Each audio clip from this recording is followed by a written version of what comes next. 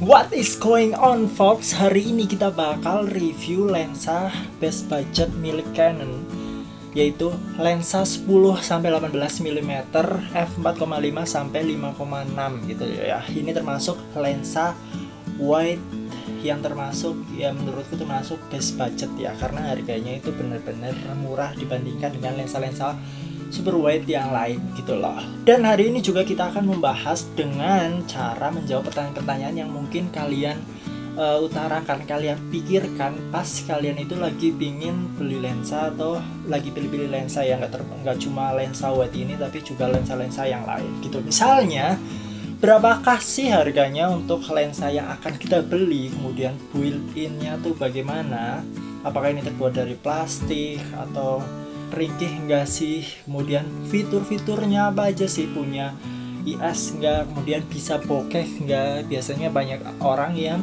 bertanya-tanya nih, lensanya bisa bokeh enggak gitu loh.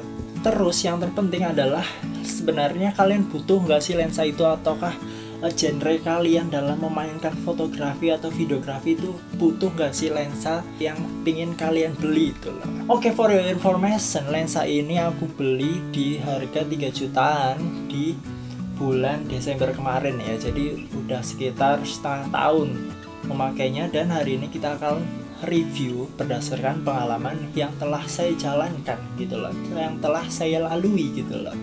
Oke, lensa ini sudah dipakai untuk wedding, terus shoot hotel juga, kemudian shoot projectnya AB, foto juga, dan masih banyak project-project yang lain. Jadi pertanyaan pertama, lensa ini berapa sih harganya dan built-innya gimana sih harganya? Itu seperti yang sudah aku bilang tadi, harganya sekitar 3 jutaan, dan kalau second itu bisa di angka 2,5 juta tergantung dari kondisinya itu kayak gimana gitu loh ya. Lensa ini terbuat dari plastik, men. Iya, plastik. Tapi kalau dibandingkan dengan lensa lensa kit bawaan dari kamera entry level kalian, itu plastiknya jauh lebih bagus ini gitu. Dan di mountingnya itu masih terbuat dari plastik, masih hitam, jadi nggak menggunakan metal, men, nggak putih, jadi nggak rock and roll, men. Tapi nggak apa-apa, dan termasuk lensa yang terbilang ringkih ya. Belum pernah jatuh sih, tapi kalau jatuh ya jangan jatuh. Ini soalnya baru balik modal kemarin. Please jangan jatuh. Tapi buat ring focal ringnya ini itu sama fokusnya itu bener-bener halus banget, nggak kayak lensa kit bawaan yang menurutku ini kalau kita puter dikit pelan-pelan itu akan kayak tersendat-sendat gitu loh, berhenti gitu loh. Kalau cepat enggak, tapi kalau pelan itu kerasa banget menghambatnya. Tapi kalau lensa wide ini benar-benar ringnya itu dua-duanya enak banget dipakai. Yang kedua, kita masuk fitur-fiturnya apa aja sih. Jadi lensa ini itu punya focal range di 10-18 mm. Jadi termasuk lensa yang super wide, dan lensa ini itu hanya diperuntukkan untuk APS-C gitu loh ya. Jadi kalau di full frame itu ekuivalen dengan focal range sekitar 16-29 mm. Pas di 10 mm nya bener-bener lebar nih kalau kalian nggak percaya. Oke, sekarang kita coba lensa ini di luar studio. Sekarang aku masih pakai lensa ini, tapi ini tuh di 15 mm coy. Jadi kalau di 10 mm kayak gimana hasilnya, kayak gimana bentuknya, kita lihat. 3, 2, 1.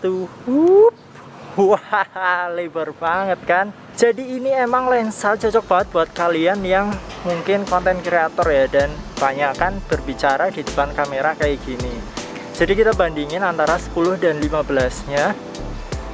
Lensa ini juga cocok kalau kalian emang suka foto landscape gitu ya, foto pemandangan yang emang perlu focal range yang emang cukup lebar ya, bisa dibilang 10 mm ini cukup banget gitu loh, mumpuni untuk foto landscape.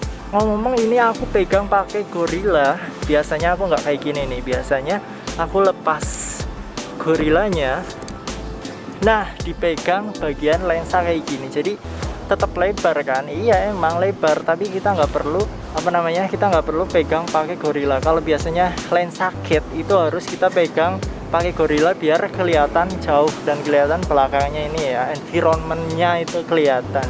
Jadi mau kita bandingin lagi, oke. Ini adalah 15 mm, kayak kalian kalau beli lensa kit, beli kamera dapat lensa kit paling lebar itu segini, 15 mm. Kalau pakai lensa ini itu bisa sampai 10 mm coy. Kita lihat perbandingannya. Lebar banget kan. Kemudian lensa ini punya fitur image stabilizer, jadi bisa membantu menghilangkan yang namanya geter-geter, gempa-gempa yang tidak diinginkan oleh kalian gitu loh. Apalagi kalau dipasang di 10 mm dan IS aktif. Bener-bener kalian handheld jalan itu masih kelihatan halus men. Oke, ini aku coba jalan nih 10 mm IS aktif, beginilah hasilnya men. Nah kalau ini kita matiin IS-nya, jadi agak kayak masih ada micro jitternya gitu loh ya. Autofocus lensa ini dibilang lumayan bagus ya, karena lebar dan f4,5 itu akan membuat footage kalian atau hasil kalian banyak yang fokus daripada yang tidak fokus. Dan kebalikannya, bokeh nggak sih? Bokeh men kalau kita pakainya itu nodong banget gini ya. Jadi ini itu paling deket di 22 cm, jadi jarak antara objeknya itu paling deket 22 cm. Kalau objeknya sekitar segitu jaraknya, itu benar-benar belakangnya masih blur gitu loh. Jangan takut buat bokeh, enggak, iya bokeh, tapi kalau ya harus tricky cara penggunaannya gitu biar bokeh ya. Buat b-roll, nah buat b-roll ini biasanya aku pakai buat shoot environment misalnya yang kayak depan hotel, kemudian landscape gitu ya. Dan kalau buat wedding itu biasanya buat yang foto keluarga yang emang keluarganya banyak dan tempatnya itu sempit, jadi kita harus menggunakan lensa yang lebar gitu loh, lensa yang ultra wide gitu. Tapi kalau pingin bokeh di b-rollnya itu harus tricky kayak tadi, harus objeknya itu dekat posisinya. Pertanyaan selanjutnya yang paling penting adalah, lensa ini buat siapa sih? Ataukah buat kalian atau buat genre-genre fotografer, videografer yang lain? Jadi, menurutku lensa ini itu bagus buat kalian yang sedang fokus di YouTube gitu loh. Banyak berbicara di depan kamera, vlogging gitu. Karena dengan lensa wide kita dapetin objeknya, kita yang lagi ngomong, dan environment belakang kita juga kelihatan. Jadi nggak cuma gambar muka lagi ngomong gitu, belakangnya nggak kelihatan, tapi dengan lensa wide belakangnya kelihatan. Jadi tentunya bisa, penonton itu bisa tahu kalian ada di mana, lagi ngapain, sehingga itu membuat video kalian jauh lebih menarik gitu daripada lensa yang lebih sempit gitu loh. Dan untuk videografer itu mendukung banget karena ada IS-nya, apalagi videografer wedding yang biasanya foto keluarganya itu harus kelihatan semua, request harus kelihatan semua, sedangkan tempatnya itu sempit gitu loh. Jadi ini bisa membantu banget buat kalian para videografer wedding gitu. Dan bisa digunakan buat shoot depan yang arsitektur biar lebih kelihatan cocok gitu loh. Oke? Dan untuk kalian landscaper, foto-foto yang genrenya landscape itu benar-benar cocok banget karena lensa wide gitu loh. Tapi kalau kalian pure photographer itu aku nggak rekomendasiin lensa ini karena ini paling lebar itu di f4,5. Jadi masih banyak lensa-lensa yang lain yang mungkin harganya agak tinggian dikit tapi fiturnya lebih bagus, kayak Tokina 11-22 mm yang f-nya itu 2,8. hasilnya lebih tajam walaupun harganya lebih mahal sedikit ya, bagi kalian yang full fokus di fotografi, bukan fokus di videografi kayak aku gitu. Lensa ini bisa dipakai di mirrorless-nya Canon tapi menggunakan adapter dari mounting EF ke mounting EFM. Jadi hasilnya akan seperti ini.